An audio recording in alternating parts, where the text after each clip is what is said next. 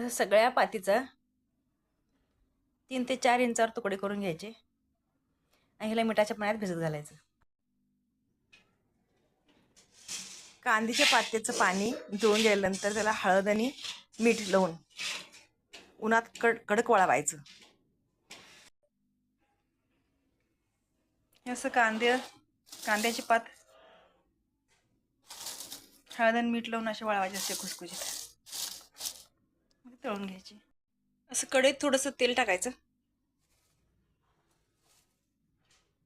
आणि ही जी कांद्याची पात आहे जी आपण मिठाच्या पाण्यात स्वच्छ धुवून 2-3 पाण्यानं परत तिला चांगली वाळवल्या उन्हात 3-4 दिवस, ते तोंड लावणे अशी एकदम चांगली होते. जी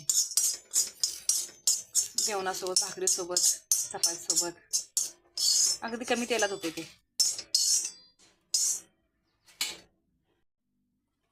अशी कांद्याची पात तळून एकदम छान लागते.